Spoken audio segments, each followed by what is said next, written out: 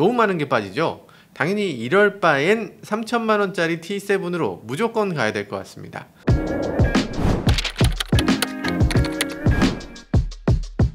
네, 안녕하세요. 모카 김한용입니다. 현대차를 씹어먹을 거라는 토레스 실내 공개 이렇게 영상 올렸더니 정말 많이들 봐주셨어요. 아유, 감사합니다. 가격만 잘 나오면 대박이다 이렇게 말씀드리자마자 이번에는 구독자님께서 팸플릿하고 가격표를 보내주셨습니다. 가격표 보면요, 씹어먹기에는 그렇지만 이제 팸플릿에서 보면 더 자세한 사진도 나왔고 기능이나 디자인이나 더 많이 공개됐으니까 가격도 그런대로 나름 네.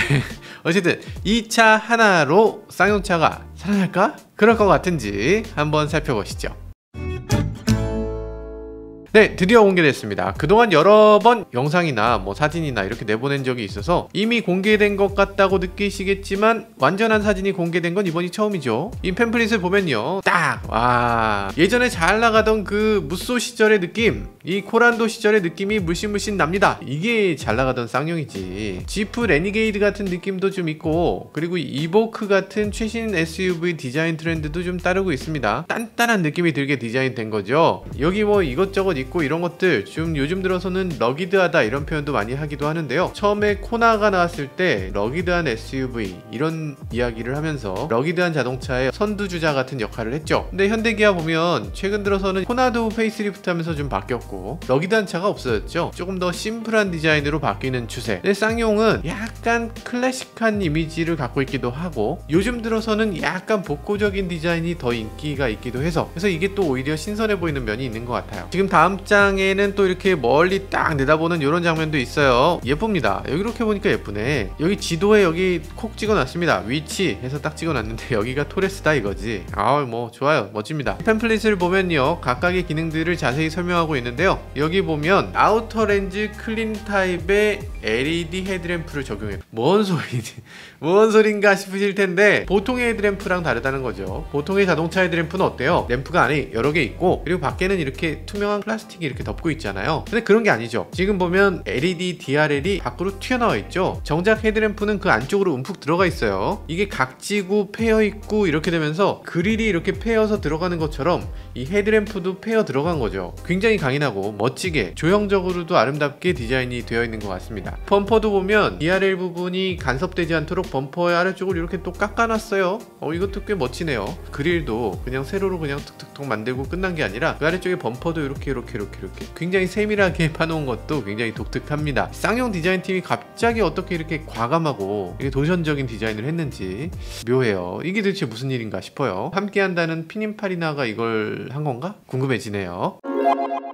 여기 또 무슨 얘기가 있냐면 헥사곤 타입 리어 가니쉬와 리어 LED 콤비네이션 램프를 아유 세상에 말이 너무 어려워. 이게 쉽게 해도 지금 알아들을까 말까인데 이걸 왜 암호같이 쓰는지 모르겠어요. 테일 램프 보시면요, 이렇게 생겼다 이런 얘기고, 그리고 여기에 보면 가운데 묘한 마크가 있죠. 요게 바로 태극기의 건곤 감리에서 가져온 거라고 합니다. 아시다시피 이렇게 생겼으면 뭐예요? 요거 리죠.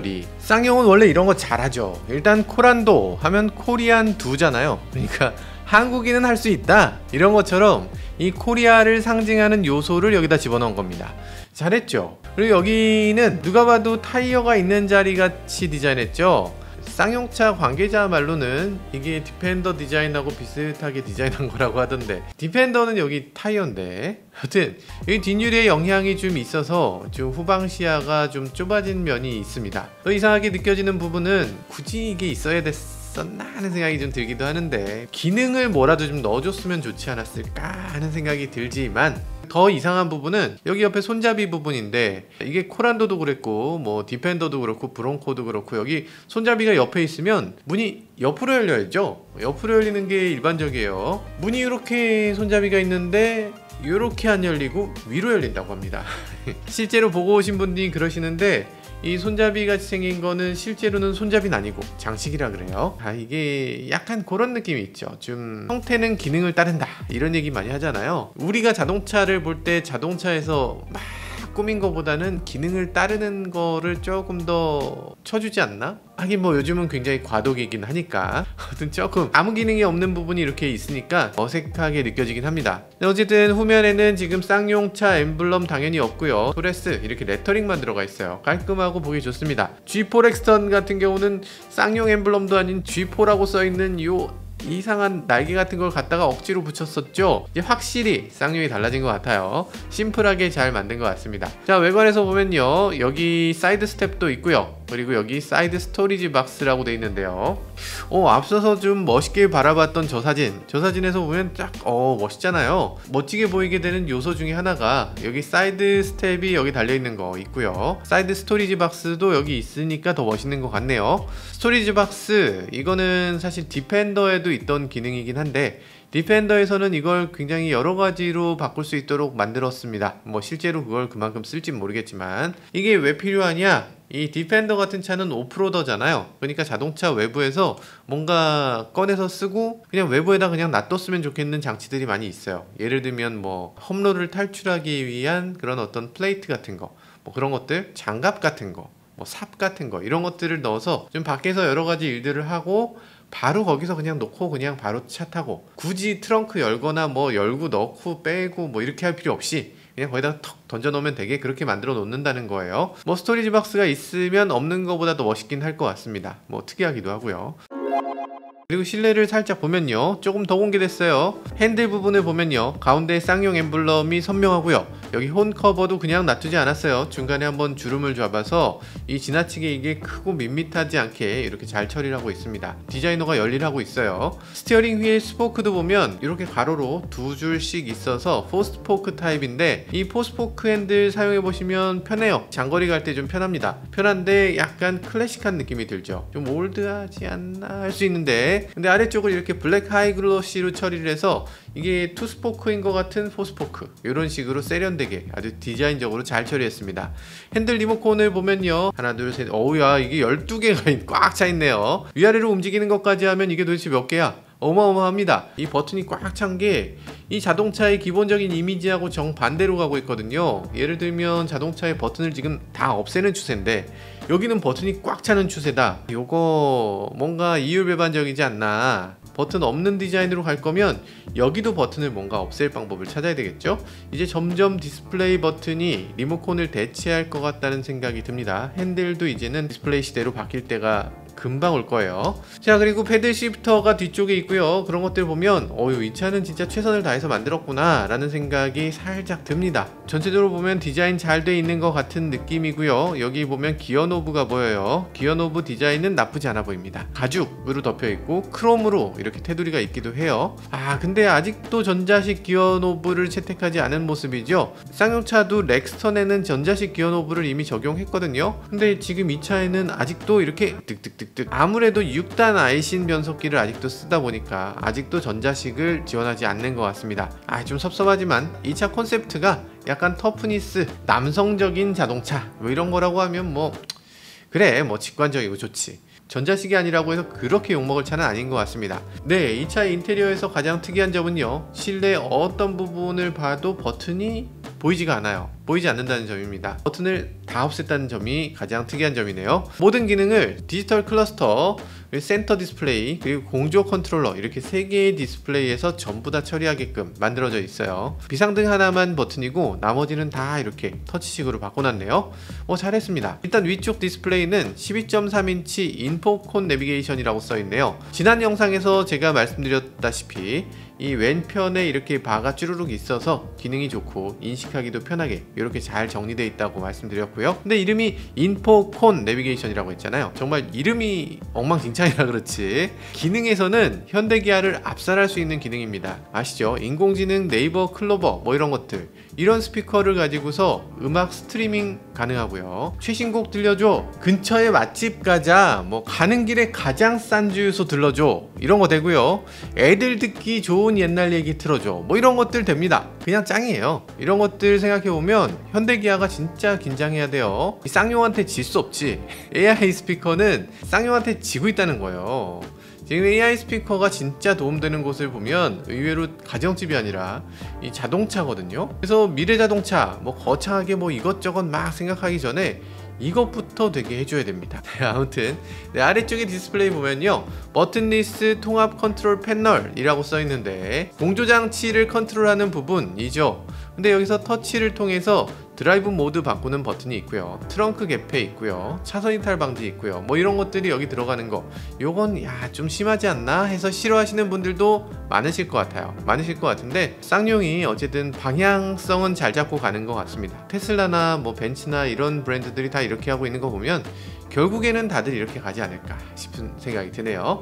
네, 지난번 말씀드렸다시피 이 디지털 클러스터 그래픽이 아니라 액정 화면처럼 이렇게 나오는 방식인데요, 숫자를 나타내는 게 이렇게 구분되어 있잖아요. 이걸 세븐 세그먼트 디스플레이라고 우리가 얘기하는데 이 칸이 7개가 있는 디스플레이라고 해서 세븐 세그먼트라고 해요. 옛날 시계처럼, 이 시계 액정 화면처럼 나오는 그런 거예요. 근데 그게 주인가 했더니 그렇진 않고 너비가 굉장히 넓네요. 굉장히 넓어서 어지간한 자동차 계기판만한 게 이미 가운데 있는 거고, 그리고 그 양쪽으로 또 RPM 속도를 보여주는 게 따로 있는 거네요.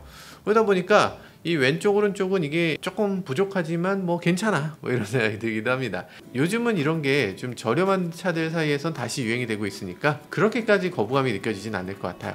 근데 이거 자세히 보면 왼편에 있는 그래픽에 이만큼 그래픽이 나오는데 이게 뭘까? 잘 보면 D5 써 있어요. 기어가 지금 몇 단인지를 보여주는 것 같은데, 야, 그걸 이렇게 크게 보여준다고? 기어 몇 단인지를 이렇게 보여주는 차는 지금 처음인 것 같아요. 그리고 여기 보면 디스플레이의 오른쪽에 주유량이 보여지는데, 야, 어지간하면 좀 꽉 채우고 찍으시지. 한 3분의 1밖에 안 차 있는 거 이거 보면서 마음이 좀 짠하고 그러네요. 쌍용차 좀, 기름은 좀 넣고 찍으시지. 네, 트렁크 공간은 지금 703리터라고 하고요. 바닥에 러기지 보드가 있는데 이 러기지 보드를 제거하면 839리터까지 늘어난다고 합니다. 꽤 큰 거죠. 스포티지보다 기본 트렁크 용량이 더 큰 거예요. 여기에 2열 시트를 앞으로 폴딩하게 되면 1662리터가 들어간다고 하는데 스포티지보다는 좀 작긴 합니다. 이건 어쨌든 굉장히 큰 적재 공간을 보여주네요.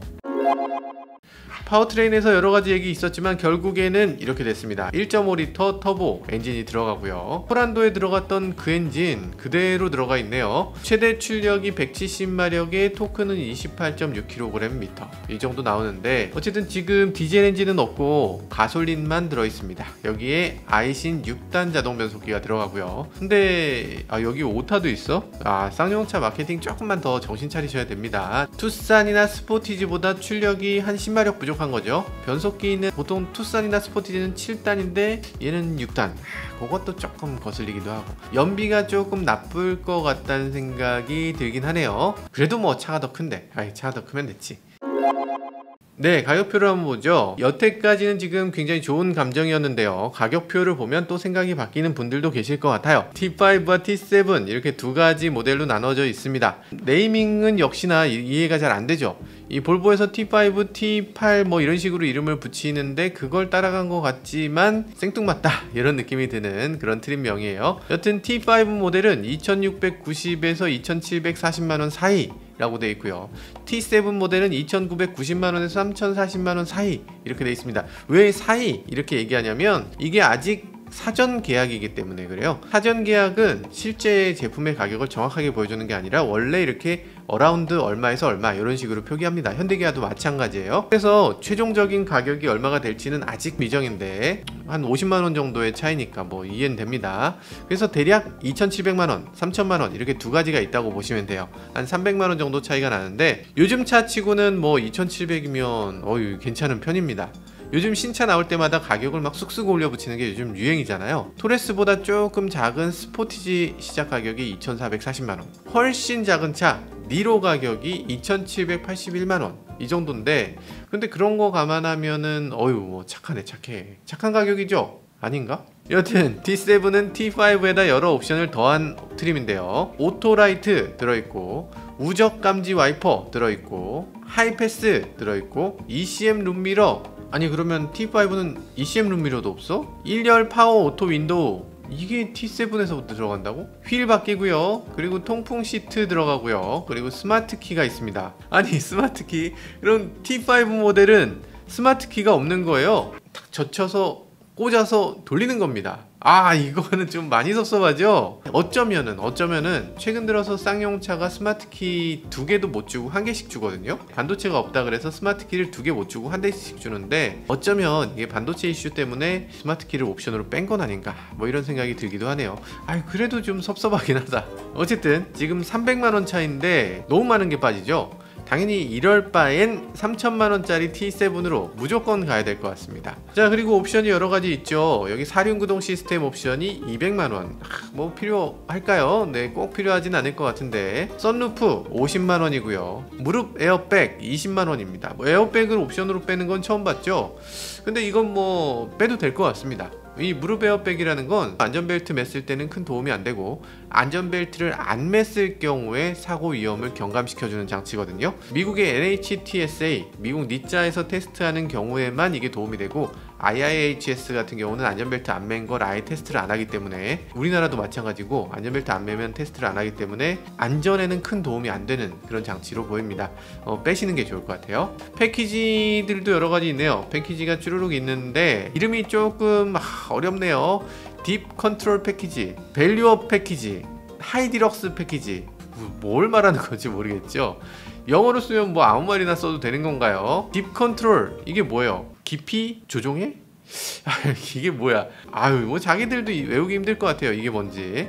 딥 컨트롤 패키지는 흔히 말하는 ADAS입니다. 페달 밟지 않아도 알아서 앞차 따라서 가다 서다 하고, 그리고 차선 따라서 핸들 돌려주고 이러는 장치죠. 운전이 정말 편해지고 정말 안전해집니다. 이 가격은 100만원, 비교적 저렴한데 막히는 길에서도 완전 정차, 재출발 이거 다 지원하고요. 그리고 사각지대 경보 당연히 지원하고, 심지어는 후측방에 차가 있을 때 후측방 충돌 방지 보조, 안전 하차 경고 이걸 다 지원합니다. 이건 그냥 무조건 묻지도 따지지도 말고 그냥 넣으셔야 됩니다.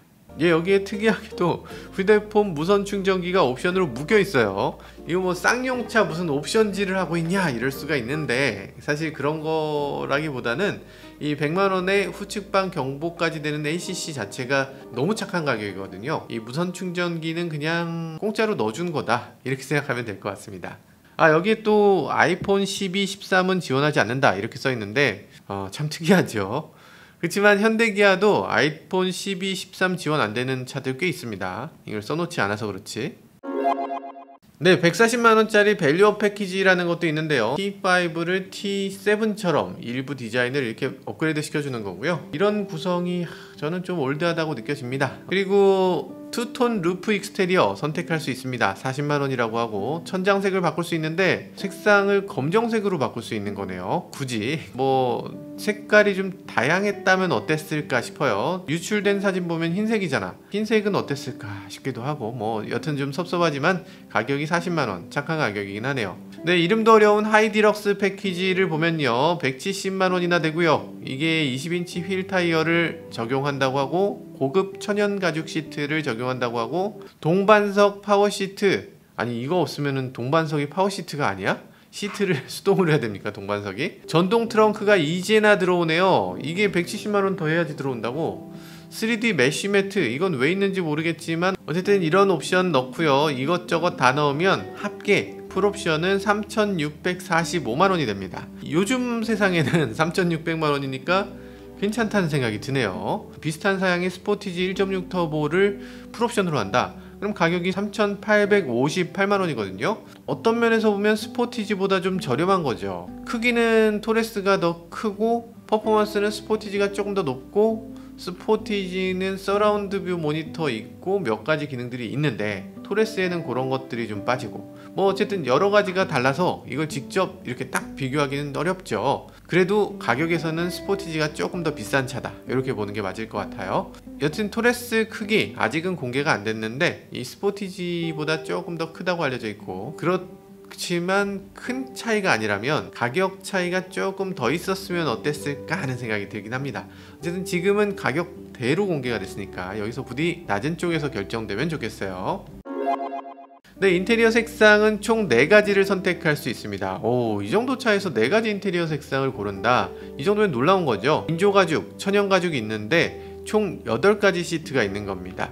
스포티지 같은 경우도 인테리어 색상은 3가지밖에 없는데 이 정도면은 꽤 신경 썼다는 생각이 들기도 하네요. 색상은 지금 블랙, 라이트 그레이, 카키, 브라운 이렇게 4가지가 있는데요. 사진에서 브라운을 내세우는 거 보니까 이게 가장 자신 있는 것 같습니다. 저희가 컬러 고르기 위한 요 디자인들을 보여드리면요, 요건 요렇고 블랙은 이렇고 라이트 그레이 이렇고 카키 이렇고 브라운 이래요. 괜찮은데 인테리어 색상 이렇게 놓고 보니까 괜찮아요. 외관 색상은 지금 7가지 색깔이 있고요. 루프 색깔을 바꿀 수 있다 이렇게 돼 있는 거예요. 그래서 이제 7가지 색깔을 보면은 색깔이 빨간색도 쌍용이라면 이런 색도 잘 어울릴 것 같고, 전체적으로 많은 사람들이 선택할 만한 그런 컬러들로 이루어져 있는 것 같습니다.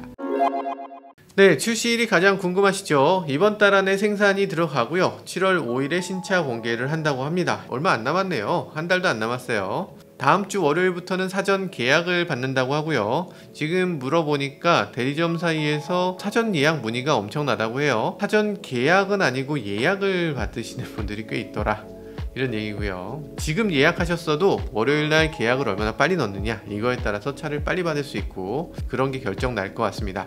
이런 거 차 뽑는 거 많이 해보신 분들 아시겠지만 이 영업사원분들하고 합이 잘 맞아야 돼요. 영업사원분한테 월요일날 진짜 누구보다 빨리 이거 넣어주실 수 있죠? 영업사원도 진짜 잠 안 자고 알겠습니다 그러고서 다다다다다 이렇게 넣을 수 있는 사람이어야지 최대한 빨리 뽑을 수 있더라고요.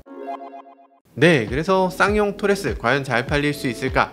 우리가 기대했던 것은 사실 산타페나 소렌토 정도의 크기의 큰, 거의 중형 SUV보다 더 크다 이런 느낌이 들만한 정도의 쌍용차였는데, 근데 크기를 보면 구형 산타페, DM 정도 크기? 생각보다 좀 작아서 아쉽긴 해요. 투싼이나 스포티지보다는 분명히 더 크고, 가격도 투싼이나 스포티지 가격이니까 괜찮아 보이기도 하네요. 지금 게다가 아주 좋은 시기이기도 해요. 투싼, 스포티지 엄청난 인기를 끌고 있지만 나올 때까지 대기 기간이 너무 깁니다. 어지간하면 1년 반 동안 대기해야 되잖아요. 그래서 내가 그거를 사느니 차라리 중고차 사겠다 라는 분들이 많을 정도로 요즘 그런 상황인데, 이런 상황에서 쌍용 토레스가 딱 나와준다면 아마 가뭄의 단비처럼 꽤 잘 팔릴 수 있을 것 같아요. 다들 지금 반도체 이슈다 물류 이슈다 해서 못 나오고 있는 시기인데, 쌍용 토레스는 그나마 최신 파워트레인도 아니니까 반도체 이슈 영향이 좀 적어서 또 더 잘 나올 수도 있을 것 같다는 생각을 해보게 되네요. 반면에 이제 터치 디스플레이가 많이 들어가고 여기에 후측방 레이더를 양쪽에 적용해야 되고 이렇기 때문에 어쩌면 또 토레스도 좀 어렵겠지 이런 생각이 들기도 해요. 어쨌든 분명한 건 지금 현대기아가 생산에서 너무 어려움을 겪고 있는 이 시점에서 이 쌍용차 생산만 잘하면 꽤 팔 수 있을 거라는 생각이 듭니다. 생산이 관건이다. 이 쌍용은 지금 다른 거 보지 마시고 최대한 부품을 확보하고 최대한 생산하는데 총력을 기울이셔야 할 것 같습니다. 지금까지 저는 모카 김한용이었습니다. 감사합니다. 토레스는 잘 팔리지.